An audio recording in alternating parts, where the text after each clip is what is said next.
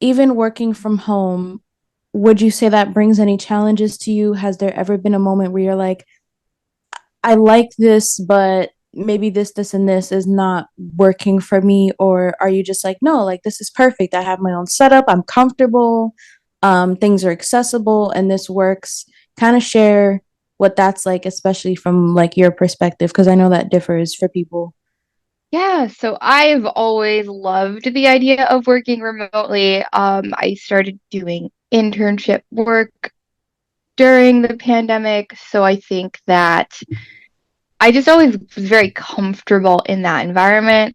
And with what I do, talking to people for hours at a time, having to listen to their struggles, their stories, their traumas, I didn't think I would be as good at that if I had to spend, 45 minutes, an hour, whatever, on a train or a bus or in a paratransit vehicle.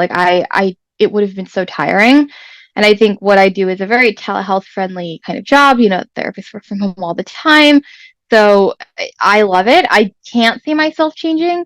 It's interesting because this job, when the application posted, it was originally hybrid.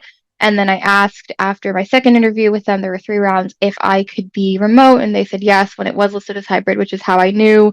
I didn't know if I got the job necessarily, but I know I made it, I at least made it to the last round of interviews. So I guess for anyone that sees a job that wants to be remote that says hybrid, still apply for it because you never know if they'll change their mind because my job did with me, which was nice. Can you share with everyone the importance of going to therapy and just therapy as a whole?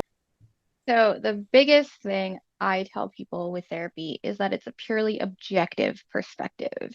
Because I feel like a lot of times when people are talking to people they know or people who know them or people they have other relationships with, they're not, the people they're talking to aren't able to be purely objective. And something I tell people a lot in consults is like, look, I am never going to know anyone you're talking about. And what that means is I can be purely unbiased. I'll never work with your partner. I'll never meet your mom in the grocery store.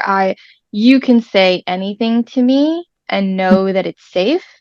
You can say anything to me and know that as long as you're not threatening to hurt yourself or anyone else, it is fully confidential and you can take the space. And I think that's another big thing, right? It's your hour, your 55 to 60 minutes of time, and you can use it however you see fit. And I think a lot of people they get so caught up in the craziness of life with work, with socializing, with family, that a lot of people really value that hour that is just for themselves. And Right.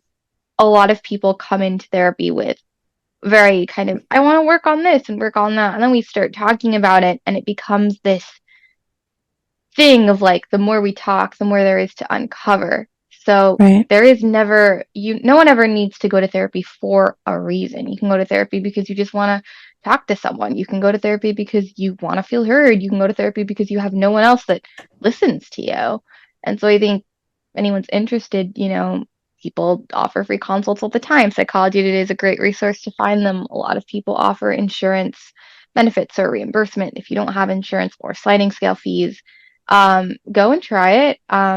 I think it's beneficial for everyone.